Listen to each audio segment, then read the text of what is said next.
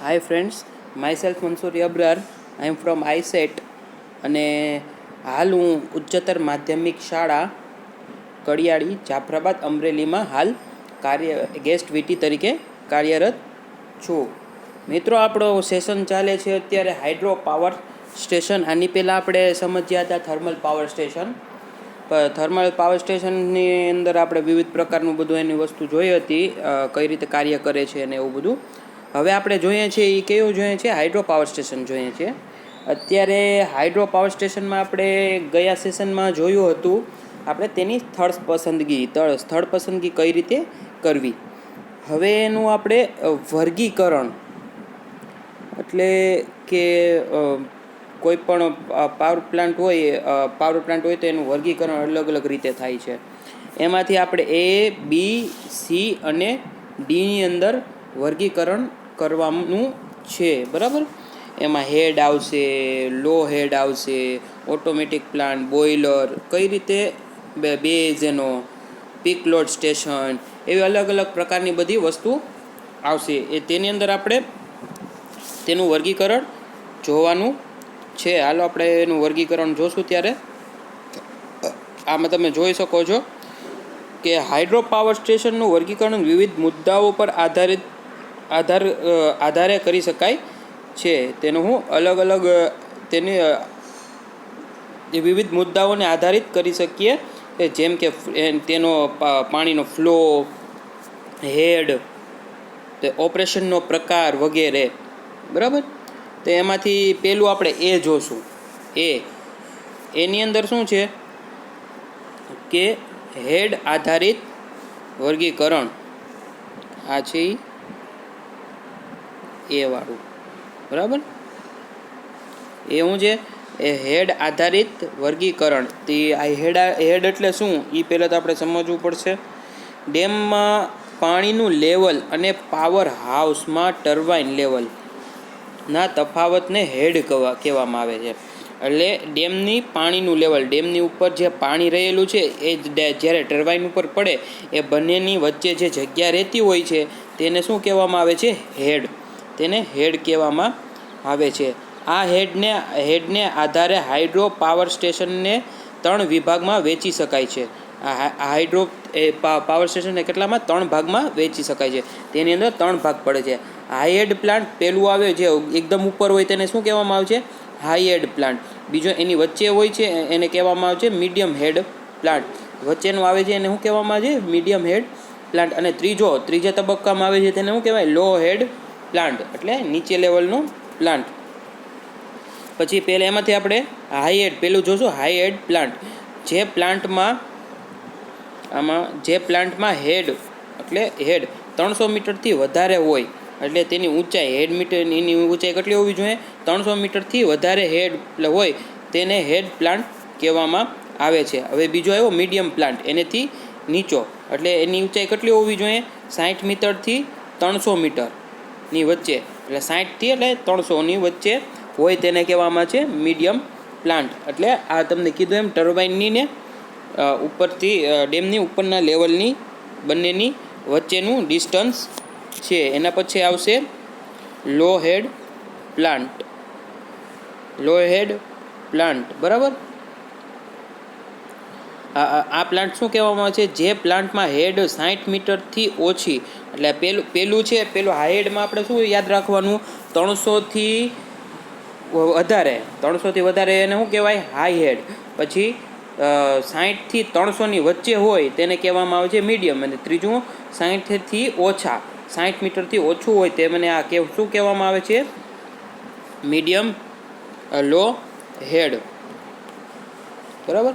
હવે આપણે બીમાં જોશું. હવે બીની અંદર વર્ગીકરણમાં આપણે જોશું તો પાણીની પરિસ્થિતિના આધારે વર્ગીકરણ. પાણીની પરિસ્થિતિના આધારે વર્ગીકરણ. પાણીના પુરવઠાની પરિસ્થિતિના આધારે હાઇડ્રો પાવર સ્ટેશનને નીચે પ્રમાણે વર્ગીકૃત કરી શકાય છે. તો આપણે આ નીચે પ્રમાણે વર્ગીકૃત કરી શકાય છે. પહેલું એમાં આવે છે પાણીનો પ્રવાહ પર આધારિત યોજનાઓ, બરાબર, આપણે સિંચાઈ યોજના ને બધી આવે ને એ બધી યોજનાઓ. આ પ્રકારની સ્કીમ સમગ્ર વર્ષ દરમિયાન નદીમાં પૂરતા જથ્થામાં પાણી વહે તેમ આ વહેતા પાણીનો ઉપયોગ પાવર જનરેશન માટે કરવામાં આવે છે અને પાવર જનરેશનમાં ઓછા સ્ટોરેજની જરૂર પડે છે. આ પ્લાન્ટને રન ઓફ રિવર પ્લાન્ટ કહેવામાં આવે છે. આ શું કહે છે કે આ પ્રકારની સ્કીમ સમગ્ર વર્ષ દરમિયાન નદીમાં પૂરતા જથ્થાનું પાણી વહે છે એના ઉપર કરવામાં આવે છે. એના પછી બીજું આવે પાણીનો જથ્થો પર આધારિત યોજના. આવી સ્કીમમાં સમગ્ર વર્ષ દરમિયાન એટલે આખા વર્ષ દરમિયાન નદીના પાણીમાં જથ્થો સમાન નથી હોતો. એટલે સિંચાઈમાં ને થોડું પાણી બાષ્પ બનીને ઉડી જાય એવી રીતે સિંચાઈનો પૂરતો જથ્થો રહેતો નથી. આથી આ પ્રકારના પાવર સ્ટેશનમાં મોટા સરોવર હોવા જોઈએ. આમાં કેવું હોવું જોઈએ? પાણીનો જથ્થો ને સંગ્રહ થાય એ માટે થઈને મોટો જથ્થો હોવો જોઈએ. ત્રીજું છે પમ્પ સ્ટોરેજ યોજના. પમ્પ સ્ટોરેજ યોજના. આ યોજનામાં કઈ રીતનું છે? પાવર સિસ્ટમમાં જ્યારે લોડ ઓછો થાય છે એટલે ઓફ પીક પીરિયડ એટલે કે લોડ ઓછો થાય છે ત્યારે આવા પ્લાન્ટ મારફતે પાણી રિઝર્વમાં ચડાવવામાં આવે છે. આ વખતે અલ્ટરનેટર અને સિંક્રોનાઇઝ મોટરનું કાર્ય કરે છે. જ્યાં અલ્ટરનેટર લગાડ્યા હોય ને એને ત્યારે મોટરનું કામ કરે છે. જ્યારે આપણે પાવરની માંગ ઓછી હોય છે ત્યારે. અને ટર્બાઇન છે એ પંપનું કાર્ય કરે છે જે પાણી પાછું રિસ્ટોર કરે છે.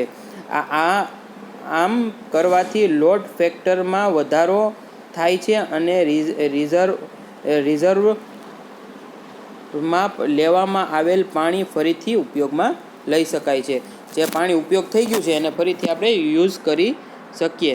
એમાંથી હવે ત્રીજું છે ઓપરેશન એટલે કાર્યના આધારે તેનું કાર્ય કઈ રીતે થાય.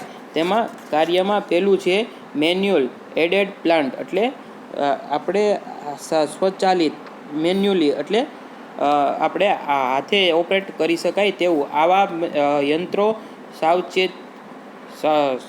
સ્વચાલિત હોતા નથી. મેં તમને કીધું કે આપણે હાથે ચાલુ કરવા પડે છે પરંતુ ઓપરેટર દ્વારા ચાલુ કરવામાં આવે છે. જેમ કે આપણે કોઈ સ્વિચ કેમ આપણે ચાલુ બંધ કરવી પડે છે, ઓટોમેટિક નથી હોતી, આપણે સ્વિચ બંધ ચાલુ કરવી પડે એવી રીતે આને કરવાનું હોય છે. એને કહેવામાં આવે છે મેન્યુઅલી. અને બીજું આવે છે ઓટોમેટિક પ્લાન્ટ. તે સ્વચાલિત હોય છે. તેમાં માણસોની જરૂર ઓછી પડે છે જ્યારે મેન્યુઅલીમાં માણસોની જરૂર વધુ પડે છે. પછી છેલ્લો પ્રકાર આવ્યો ડી લોડના પ્રકારના આધારે વર્ગીકરણ. અગાઉ ઉપર આપણે બેઝ લોડ, પિકઅપ લોડ વિશે અભ્યાસ કર્યો. જે પાવર સ્ટેશન સમગ્ર વર્ષ દરમિયાન કાર્યાન્વિત રહીને મોટા ભાગના પાવર આપે તેને બેઝ લોડ કહેવામાં આવે છે. એટલે જે આખા વર્ષ દરમિયાન જે પાવર સ્ટેશન આપણે પાવર ઉત્પન્ન કરતા હોય તેને આવા કહેવામાં આવે છે બેઝ લોડ. આવા પાવર સ્ટેશનને પિકઅપ લોડ સ્ટેશન પણ કહેવામાં આવે છે. હાઇડ્રો પાવર સ્ટેશનને આ રીતે બેઝ લોડ પ્લાન્ટ કે પિકઅપ લોડ પ્લાન્ટ વિકૃત કરી શકાય છે. એટલે એમાંથી આપણે પહેલું જોશું બેઝ લોડ પ્લાન્ટ. આ પ્રકારનું પાવર સ્ટેશન સમગ્ર વર્ષ દરમિયાન કાર્યાન્વિત રહે છે. એટલે આ જે કાર્યમાં આવતા નથી અને મોટા ભાગના લોડ સપ્લાય કરે છે. રન ઓફ રિવર પ્લાન્ટના આ પ્રકારના પ્લાન્ટ તરીકે કાર્ય કરે છે. ક્યારે રન ઓફ રિવર જ્યારે રિવર ચાલુ હોય ત્યારે આ કાર્ય કરે છે. આ પ્રકારના પ્લાન્ટમાં સમગ્ર વર્ષ દરમિયાન નદીનું પાણી પૂરતા પ્રમાણમાં હોય છે. આ પ્લાન્ટની અંદર છે ને નદીનું પાણી વધારે હોય છે. બરાબર. પછી આવ્યું પિકઅપ લોડ પ્લાન્ટ. પાવર સ્ટેશનમાં પર સાંજના અમુક ગાળામાં વધારે લોડ હોય છે. લાઇટિંગ લોડ વધી જાય છે રાતના, એના લીધે તેમાં લોડ વધારે હોય છે. તો હાઇડ્રો પ્લાન્ટમાં પાણી પૂરતા જથ્થામાં ન હોય તે પ્લાન્ટને પીક લોડ પ્લાન્ટ તરીકે ઓળખવામાં આવે છે. સ્ટોરેજ પર ચાલતી સ્કીમ અમુક યુનિટ પિકઅપ લોડ પર ચલાવી શકાય છે.